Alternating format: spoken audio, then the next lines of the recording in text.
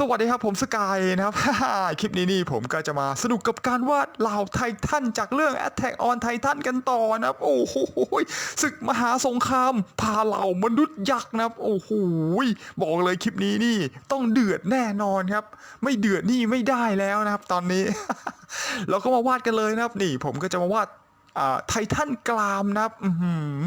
ก็ซึ่งได้ข่าวลือว่ามันเป็นไททันที่เรียกว่ามีบทบาทนำเลยนะครับในเรื่องนะครับเรามาวาดกันเลยดีกว่าครับเพราะผมพูดรายละเอียดเยอะไม่ได้นะเพราะว่าผมยังดูไม่ถึงนะ ว่าเรามาเริ่มการดูเดือดนี้กันต่อเลยครับโดยการวาดนี่ครับเป็นโครงหน้านะครับจากนั้นเราก็ขึ้นตรงนี้เป็น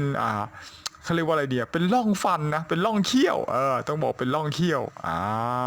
เนื่องจากว่ามันเป็นไททันกรามนะครับฉะนั้นมันก็จะเน้นตรงเขาเรียกว่าขากรรไกรบนกับขากรรไกรล่างนะครับนี่แล้วก็เติมเขี้ยวตรงร่องที่เราเว้นเอาไว้นะครับผมรู้สึกว่าไอ้เจ้าไททันกรามเนี่ยมันจะมีอยู่4แบบ4ประเภทหรือไงเนี่ยครับอันนี้ก็จะเป็นหนึ่งในอีกประเภทหนึ่งนะแต่ผมยังไม่มั่นใจในชัวร์ในข้อมูลนะเพราะผมจำไม่ได้นะ ว่าตัวนี้เป็นประเภทไหนนะแต่บอกได้เลยว่าเดือดแน่นอนนะถึงแม้ผมยังไม่รู้จักมันดีพอนะอันนี้จะเป็นร่องรูจมูกนะครับก็จะคล้ายรูปหัวใจหน่อยเสร็จแล้วเราก็จะขึ้นเป็นอย่างเงี้ยเป็นลูกตามันจะแบบเป็นตากะโหลกนะบนหน่อยนะครับนี่แบบนี้เลยนะสองข้างนี่ค่อยๆวาดนะเพราะว่าเหล่าไททันนี่มันจะค่อนข้างจะทรงพลังนะฉะนั้นหน้าตาเราก็ต้องวาดให้มันดูดุดันนะค่อยๆนะอย่าเพิ่งรีบครับส่วนอื่นจะบิดเบี้ยวหรืออะไรก็ช่างมันนะแต่หน้าตาเป็นอะไรที่สำคัญที่สุดนะฉะนั้นเวลาเราวาดให้มันทรงพลังนี่ก็ดูที่หน้าตาเลยครับเพื่อนๆก็จะเห็นแล้วผมจะวาดแบบมันกำลังพุ่งทะยานนะครับเราก็เลยจะเห็นสีหน้าสีตาที่ค่อนข้างเกลี้ยวกล่อมตรงนี้เป็นตานะครับเนี่ยของเป็นเม็ดดำๆเป็นตุ๊กตาเนี่ยมันจะเหมือนมีตาขาวกับตาดำอยู่ข้างในกรอบอีกทีหนึ่งนะครับเพราะว่าเกราะหัวของมันจะเป็นเหมือนกับกะโหลกเลยนะเนี่ยกะโหลกเชื่อมกับขากรรไกรบนที่มีเขี้ยวนะครับอย่างนี้เลยนี่ตรงนี้ก็จะเหมือนแก้มกะโหลกนะครับอย่างเดือดไอตัวนี้นี่ก็จะรู้สึกเหมือนกับเป็นไททันสัตว์ป่าเหมือนกันครับมันจะเหมือนกับสิงโตเลยตัวเนี้ยโหดูแค่เห็นขากรรไกรบนก็รู้แล้วว่ามันไม่ธรรมดานะครับตัวนี้นี่แล้วนี่ก็วาดเป็นภาพอ้าปากเลยนะเนี่ยกะประมาณคร่าวๆนะให้มันอ้าปากแล้วก็วาดลิ้นตรงนี้ก็จะมีลิ้นครับนี่ลิ้นอยู่ประมาณเนี้ยคือมันอ้าปากซะจนเห็นลิ้นไก่เลยครับโอ้โหมันพร้อมจะพุ่งมาขย่ำนะครับเนี่ยเวลาวาดนะเราก็ต้องเข้าใจถึง acting อารมณ์ภาพที่เราจะวาดท่าทางนะอันนี้ผมจะวาดแบบมันกระโดดพุ่งเข้าหาเรามันเตรียมจะขย่ำคอเลยครับอันนี้ก็จะเป็นขากรรไกรล่างนะครับก็จะเว้นวาดเหมือนกับขากรรไกรบนเลยนะครับนี่เว้นร่องเอาไว้เพื่อให้เติมเขี้ยวนะครับนี่คล้ายๆเหมือนกับเป็นกำแพงเมืองจีนเลยนะเนี่ยค่อยๆวาดไปเป็นกำแพงเป็นต่อๆไปแล้วค่อยเติมเขี้ยวทีหลังนะครับมันจะได้ง่ายนี่เติมเขี้ยวแทงเข้าไปเลยเนี่ยเขี้ยวไอ้หลามโอ้โหเป็นไงครับแค่เห็นปากมันก็โอ้โหไททันกรามตัวนี้ก็เดือดแล้วนะครับนี่เติมคางไปครับบอกเลยว่าถ้าใครวาดตามผมได้นี่จะได้รับพลังทรงพลังแน่นอนนะเพราะว่าผมนี่วาดแล้วเข้าถึงอารมณ์นะอารมณ์ภาพ คือภาพมันอาจจะดูไม่เหมือนรายละเอียดอาจจะไม่เยอะนะแต่ว่ารับรองได้ว่าผมเข้าถึงอารมณ์ภาพนะ นี่เนี่ยจ้ากเนี่ยมันกำลังจะขย่ำคอเหยื่อเลยครับเฮ้ยโอ้โหดูครับแค่หน้าก็เฟี้ยวแล้วต่อไปก็เราก็จะมาเติมแผงคอกันครับคือตัวนี้มันจะเหมือนราชสีห์นะครับนี่เราวาดโค้งๆเป็นเขาเรียกว่าอะไรเป็นอ่าเป็นร่างสเก็ตไปก่อนนะตรงเนี้ยเพราะว่าเราจะเติมแผงคอเราจะได้ไม่เบี้ยวนะครับเป็นโครงขึ้นมาไปก่อนอันนี้ผมแต่งเติมดีเทลนะครับให้มันเป็นแบบกล้ามเนื้ออยู่ข้างในสุดจัดมาแล้วก็เติมขนไปครับเนี่ยขนราชสีห์ก็เนี่ยม้วนเลยครับเนี่ยผมก็ใส่มั่วเลยนะแต่พยายามอยู่ในกรอบวงกลมที่เราวงไว้นะครับ อ่ามันจะได้ริ้วออกมาแบบโอเคแบบเป็นก้อนๆหน่อยเนี่ยมั่วเลยครับซ้ายขวามั่วเลยโอเคสุด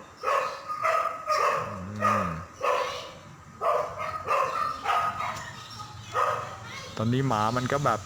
เริ่มจัดหนักกันแล้วนะครับ โอเคตอนนี้ผมก็จัดหนักเช่นกันนะครับไม่มีการเกรงใจ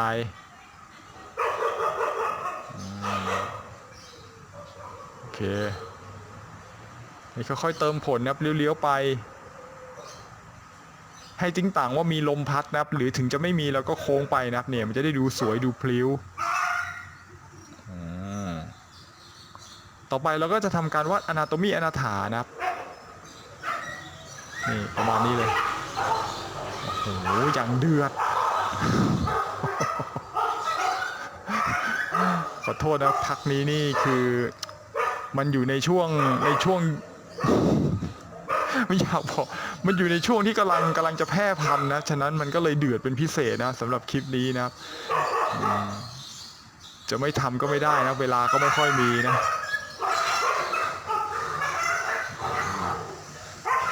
โอ้ยนี่ขนาดแค่ลางโค้งนี่ยังเดือดเลยครับเอาซัดเข้าไปไม่ชนะไม่เลิกลาครับดูแขนผมเบี้ยวไปนิดนึงเลย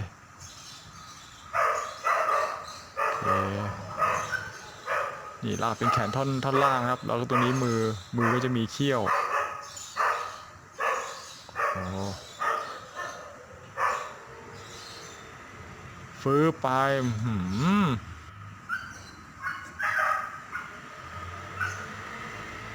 นี่จะได้ท่าพุ่งทะยานแล้วเสร็จแล้วก็แขนอีกข้างหนึ่งนี่หัวไหล่ครับโอเคนี่แขนท่อนบนแล้วท่อนล่าง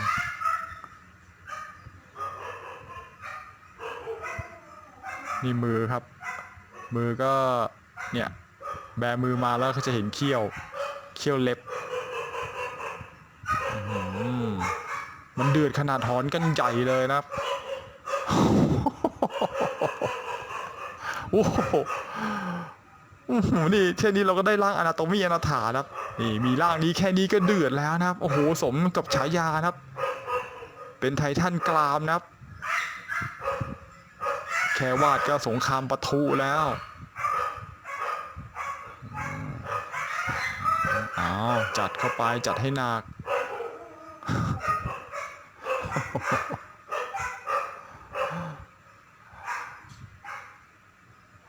โอเคสงครามน่าจะสงบสุขในสักพักหนึ่งนะครับคือมันกำลังปีหนึ่งมีละครั้งหนึ่งอะนะมันกำลังมีความสุขกันอยู่นะเราก็ไปห้ามมันไม่ได้นะผมก็ไม่ค่อยอยากทำเสียงคลางอย่างมีความสุข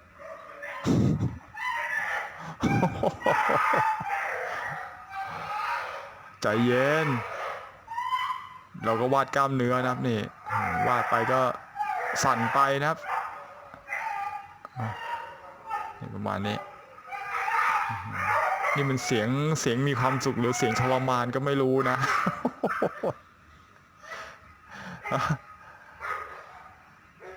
ไอ้ตรงมือก็จะมีดีเทลที่ค่อนข้างจะแบบซับซ้อนหน่อยหนึ่งนะมันจะเหมือนมันกับใส่สนับมืออะ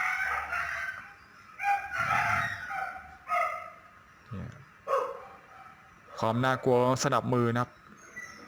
หมายิงต้องร้องครวญครางสุนัขต้องกรีดร้องนี่เดือดมากโอเคเอาใหม่มันยังไม่สวยเป็นไงครับ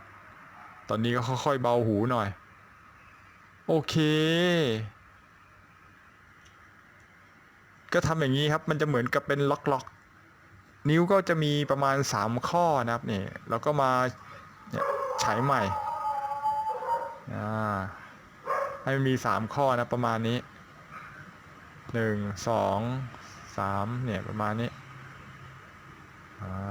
เนี่ยพอเราวาดได้นิ้วมือแล้วเราก็ทำการเติมนะครับเหมือนเติมสนับเขี้ยวเล็บให้มันโอเคนี่เติมเขี้ยวเล็บไปแฟบแบบนี้ สวยเนี่ยมันเหมือนไม่ใส่มันใส่ปอกเล็บงั้นน่ะเนี่ยใส่เป็นปอกเล็บเลยเล็บเขี้ยว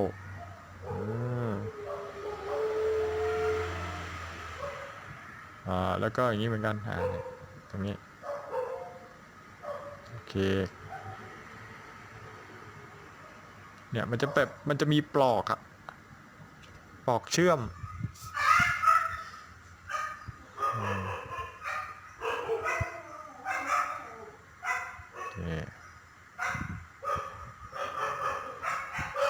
โอเค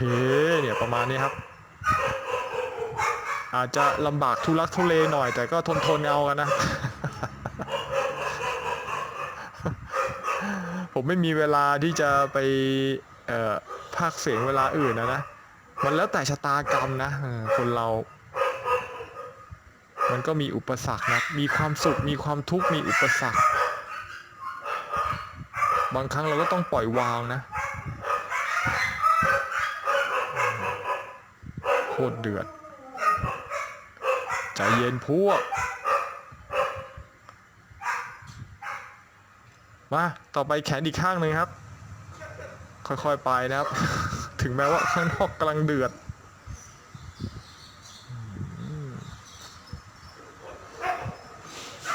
บังเอิญนี่ตัวเมียเนี่ยมันชอบไปเดินเพ่นพ่านแถวบ้านผมด้วยนะโอ้โหมันก็เลยเป็นตัวล่อที่ทำให้ตัวผู้มาอยู่ตรงซอยที่ผมทำอย่างเงี้ยที่ผมอยู่เนี่ยใจเย็นพวกทำไมไม่ไปวิ่งที่อื่นบ้างวันเนี้ยโอ้โหไม่รู้ว่าเสียงนี้เป็นเสียงความสุขหรือเสียงความทุกข์นะการวาดผมก็เริ่มจะเดือดดาลเข้าไปทุกทีแล้วเติมเล็บอีกข้างหนึ่งโอเคนี่คลิปนี้ก็อาจจะบันเทิงนิดนึงนะไส้กูมาต่อเติมเป็นกรงเล็บไปนะครับ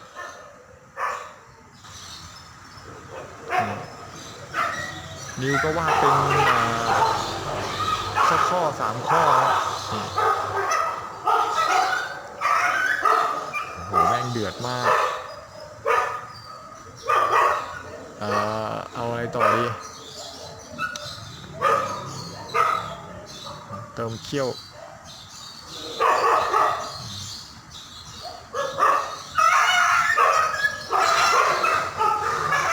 ใจเย็นเฮ้ยใจเย็นเพิ่งจะเติมเขี้ยวเอง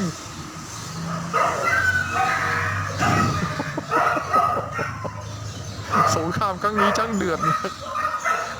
ผมแค่วาดรูปเฉยๆนะเว้ยใจเย็น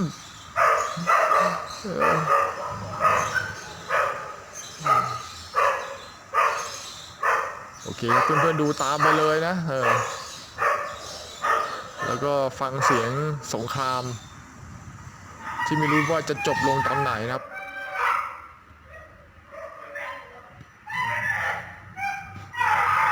นี่ครับแถวนี้มีหมาตัวเมียแค่ตัวเดียวนะมันก็เลยเกิดเรื่องนะ แล้วมาเกิดเรื่องตอนไททันกามผมเนี่ยนะโอ้โหเอาเข้าไปครับเอาให้มันจบไปโอเคต่อไปเราก็มาเติมช่วง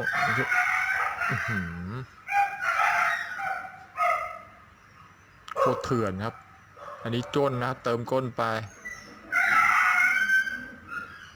เสียงคางของหมานี่โหยหวนมากครับโอเคเริ่มนิ่งแล้วมานี่คือหัวเข่านะครับแล้วก็เท้าออกมาเท้าก็จะมีเขี้ยวแหลมๆหน่อย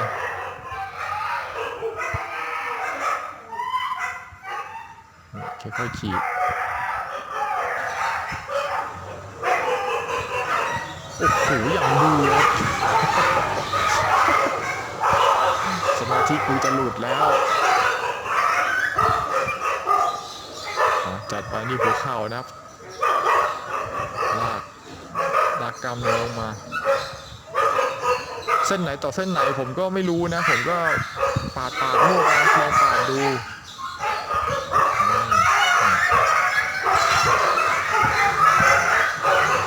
เดือดไปแล้วดูดิเพี้ยนเลย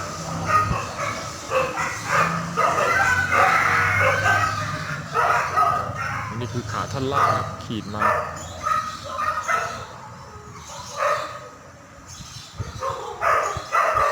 และนี่ก็คือเท้าแล้ววาดมาแล้วก็เป็นเล็บแหลมๆ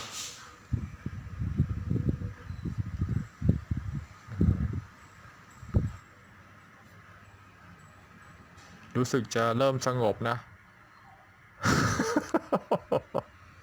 โอ้คลิปนี้ผมไปไม่เป็นเลยว่ะ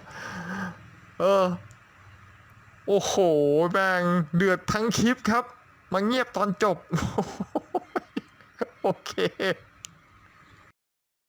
ลิ้นไททันกรามหน้าสยดสยองด้วยฮอตพิงค์ร่องปากไททันเน่าด้วยมาเจนต้าใช้เลดบาวซ้ำลงไปให้สีสดขูดให้ดิบเถื่อนกระดูกไททันกรามเฉดเงานั้นโหดร้ายทารุณใช้บูเป็นเกย์ขนราชสีห์ไททันยาวสลวยสวยเก๋ด้วยไวโอเลตย้อมทั้งขนให้เหาทั้งหัวต้องซีโรลาบใช้โกเท่านั้นละเลงบรัชรองพื้นถูจนไข่มันสั่นระบายให้ตรงเปิดด้วยบูเกเลอย่างเข้มโคตรจะดุดันเอาให้เป็นไททันที่แข็งแกร่งที่สุดเติมด้วยเวนได้บาวสาดครีมเบลดให้เดือดดานหัวแทบร้อนลงสีดำเพิ่มความป่าเถื่อนของไททันที่บ้าระห่ำอย่างที่สุดที่สุดของความเดือด